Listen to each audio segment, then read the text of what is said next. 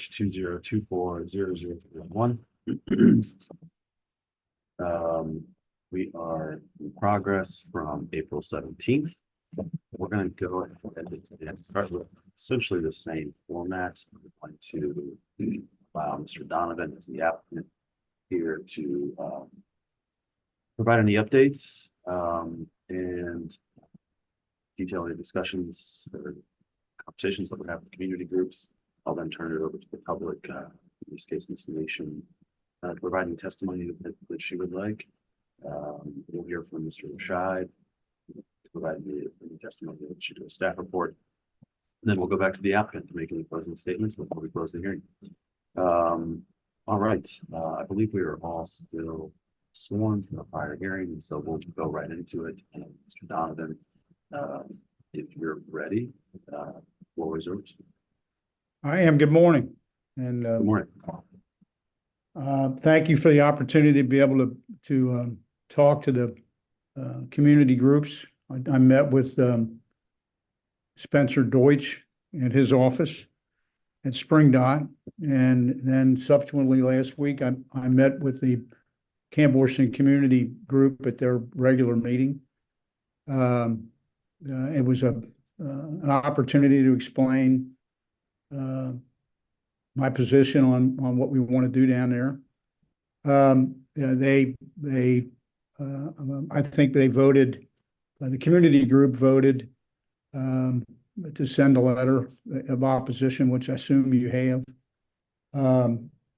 based on the fact that there was no, I believe their point was there was no timeline, no ending timeline, but that's another issue. And so I understand that. I enjoyed talking to them. There are people that are committed to the community, and I certainly encourage that. However, this request for this conditional use is part of the whole project that I started probably over 5 years ago when I was given Pridecast Foundry that was in receivership to sell. It was a brownfield. It was a contaminated site, had been for many years. There weren't many people interested in taking on unknown environmental issues. I found somebody that had the capacity to clean it up. They purchased it with private money. There was no government money involved. Purchased it. Then subsequently purchased Conway Clutch, which was a similar building in a similar condition that had fallen in disrepair. They cleaned up that site with their own money. No government money, no TIF money, no grants, anything. About a 2-year process and in excess of $1.5 million to do the cleanup. That was accomplished. We just finalized the demo, the separation of the two buildings. There's some 5-story buildings still standing. There was a section there that was a 1-story section that was common to both, and we had a process to separate those buildings because of the fire suppression system and the water mains and sewer and those kind of things. So that was accomplished. That's done. So the next phase, and I'm marketing the property to sell. And I have, as I said earlier, I have companies that are interested in locating there. It is a build-ready, environmentally clean site, which is an unusual thing to have in that area. At the community group meeting, a representative from the Port Authority came and gave a report on the Crosley building, which they're in the process of trying to clean that 30-acre site up, and they're looking for an excess of $5 million in government money and grants and TIFs and all those things, and years to get that accomplished. This is done. It's there. It's marketable, and it's ready to go. It's exactly what the city is trying to accomplish in that area, is to have some type of residential and industrial sites in that area, and it lends itself for that. It always has. Camp Washington was machining and PAL valve and meat processing and those kind of things for as long as I can remember. So to finish where I'm at, I'm asking, and part of that process is I asked for this and applied for this conditional use to be able to market this property to get the highest and best use out of it while somebody was in there looking at it to buy it and change it into a new use. So that was the reason for this conditional use. It'll generate income. It'll go back to the community. It'll go to the city. Right now, there's no tax money coming off of that vacant lot. This will generate tax revenue, which part of that goes to Camp Washington community and part of it goes to the city until its highest and best use, and it can be redeveloped. As I said, it's a build-ready site. It's exactly what the cities in that community is looking for. The adjacent property owners, Queen City Sausage and Pride Cast, which is Tom Ham, are in favor of the project. The initial meeting we had, it was brought up about, do we have security cameras and is there security on the site? Well, Queen City Sausage has cameras that cover 90% of that lot. They have agreed to monitor that for security reasons. Yeah, they're fully in supportive of this conditional use and feel that it'll be an asset to helping to market it and sell it and move to the next phase with this piece of property. So, as I said, this process has been pretty extensive. I initially submitted it to the city. City had recommendations for screening and trees and fencing and paving. We submitted a plan that accomplished all that, and we're at the process right now where we're ready to move to the next phase. Thank you. Okay, thank you, Mr. Donovan. I don't think I have any questions right now. We'll turn it to the station. Yeah. Excuse me. Sorry, Ms. Nation, you were. Yep. Thank you again for having this and letting the community engagement happen. I think my issue still stands. It's going against the city's Connected Communities initiatives. I mean, everything Mr. Donovan stated was the use of it for future use, right? So it's a great development opportunity. Someone's not going to look at it with 85 semi trucks parked there. And there's already 50 parked there or up to 50. So it's like they didn't even wait for the right process. So who's to say there's going to be anything for future use or future process or selling if they're not even waiting for this process to go through and there's already cars parked there. Yes, Queen City Sausage said they had security, but that's still not putting extra security as requested on the site. There's been no discussion about the fencing changes and using local artists to do that work. There's nothing been talked about with, community engagement. Like there was one opportunity, they opposed it. So there's been no back and forth, no negotiating, no community input. I mean, my opinion still stands that this project is doing the opposite of what we're trying to accomplish in the neighborhood by just bringing more cars, more parking, more, issue sites. And it doesn't promote the neighborhood in any sort of capacity. I completely understand that the future use and the remediation has happened. But there is no next level. So what we would love to see is, if he does get this approved, and goes through, you mentioned on the last call that this isn't just a temporary zoning change. Like it would go with the property in the future. And something we had talked about is what would it look like if this went away as the property sold? I think the issues we have is I understand you guys put a lot of money into it, and marketing it at that price to get your money back. But and what are the efforts to get buildings and development there? The port is doing all the same work and they are marketing the sites for future development. So is there a way to work together? Is there a way to start promoting this as a site? I think the biggest thing is right now it's just bringing extra cars. I actually just talked to Spencer Dutch, who you said you met with, and he said there's been complaints about weeds and litter, and asked for it to be remediated. It's still there, and that was weeks ago. So I guess I can't support something that's not happening. So there's a lot of promises that aren't being fulfilled, and so that's where the community stands right now. Okay, all right, thank you, Ms. Nation. I know we did talk about how this affects the property long term. If this were sold and converted into some other use, whether that be industrial or something else, I think that would qualify as an abandonment of the storage use. And, if it would ever be reconverted or try to be used for storage again, they would have to come back through this process. But that would only be after the use was abandoned. So if this is approved and the owner would like to keep it as an outdoor storage use, they would have that permission perpetuity until or if it was abandoned.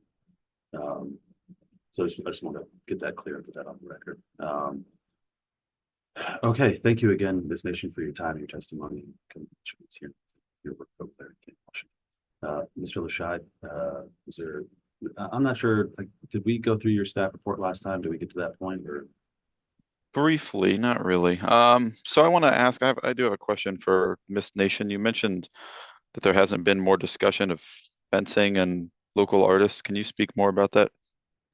Yeah, it was proposed that they partner. So the green fencing, when we looked at it at the last hearing, it's not completely blocking. And there was a suggestion to work with artists to get that a more attractive fencing style. So there's been done on a few other properties in camp is utilize local artists to at least make the green fencing more appealing, if for a temporary fix, but that hasn't been engaged. Okay. First I've heard of it. Oh, sorry, Mr. Donovan, what was that? Mr. Donovan. Yeah, that's the first I've heard of the local artist aspect. Is it outside of the local artist aspect? Was it the opacity with the last fencing installation? Correct. Talking about, okay, yeah, so something at the very least that is more. Miss Nation, if that fencing material were different, so it were more opaque, would your stance be still in opposition, or would you be more receptive to the request? We would still be in opposition because it doesn't solve the problems. Sure. Okay. So, okay, I'll get to our staff report. So the property is zoned manufacturing general, which is pretty intense industrial zoning district. So things like storage and heavy industrial uses are generally allowed in this district. The intent of the conditional use approval is to have an additional layer of review to make sure that there's no negative impacts on neighboring property owners, or that negative impacts are remediated or diminished. So that's why we've worked with the applicant on a site plan to provide additional screening in the form of landscaping where the property is visible from residential uses to the north.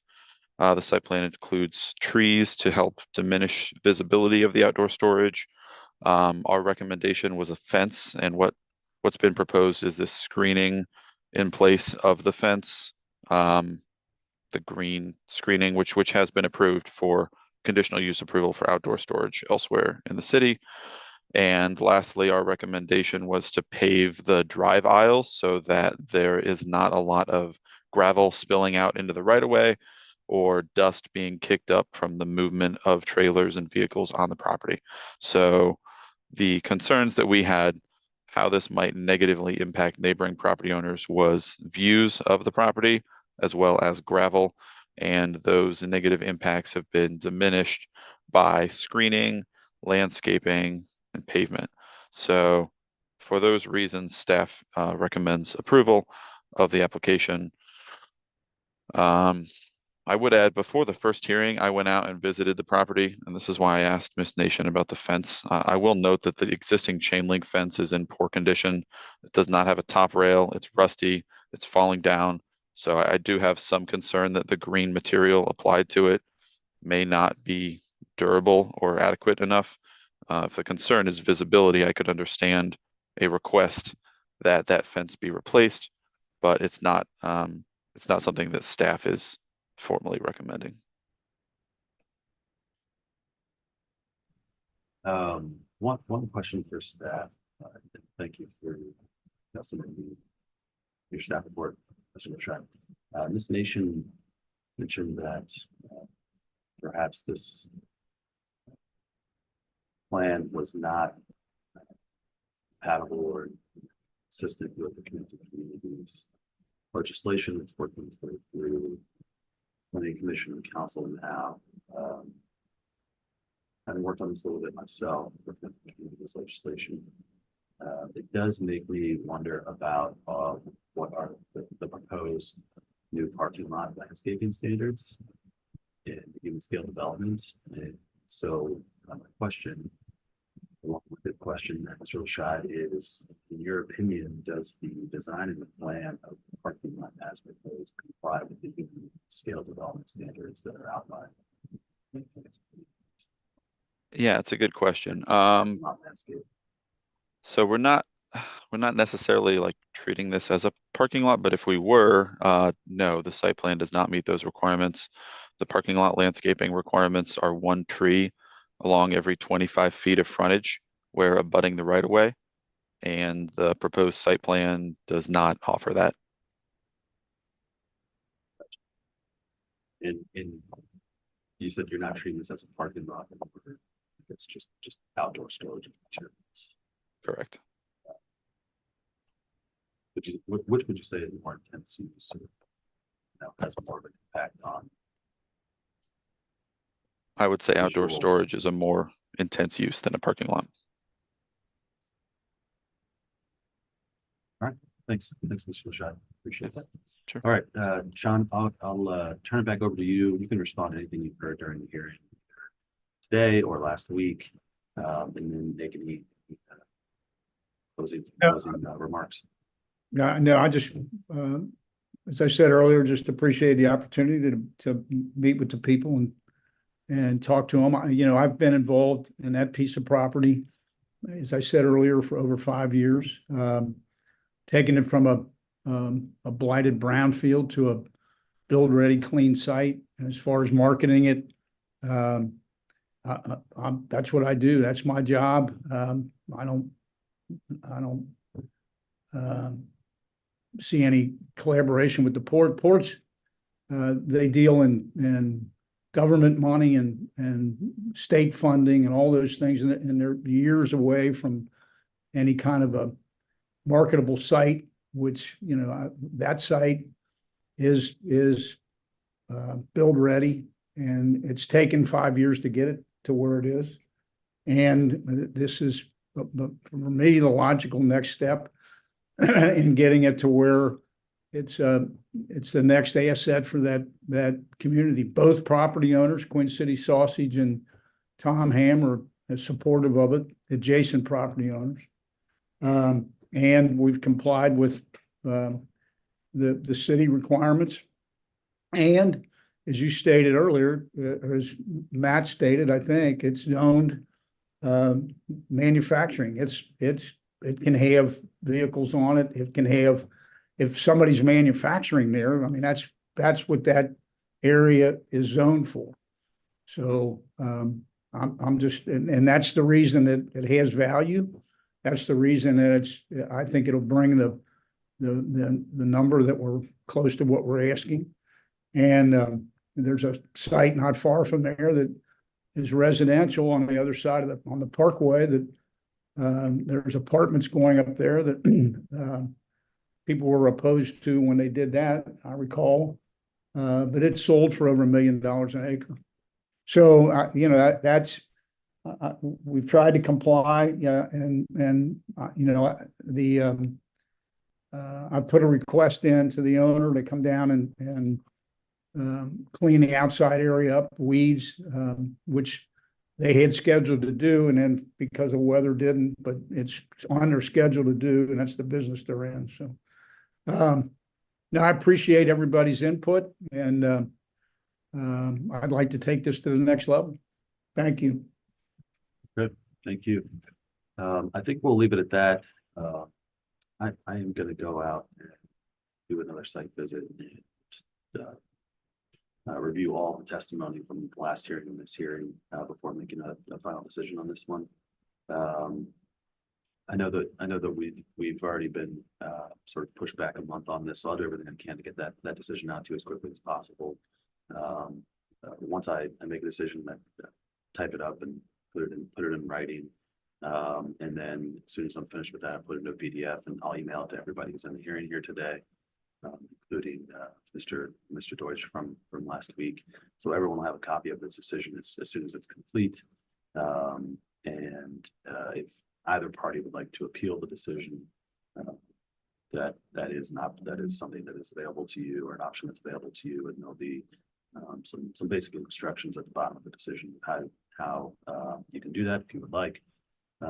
Otherwise, if you have any questions about the process or anything else, please feel free to reach out to me. I'm happy to answer questions on process. I can't take in any new testimony or any new evidence. So whatever is submitted in the record thus far, including the letters that I've got from communities and the testimony that I've heard, that's going to have to be the whole record. But again, if you have something more process related, I'm happy to answer those. Or if you just like a status update on the decision, feel free to reach out. I'm happy to answer this just to give you an update on that as well. Any questions about anything right now? Okay, Nope. great. Thank you.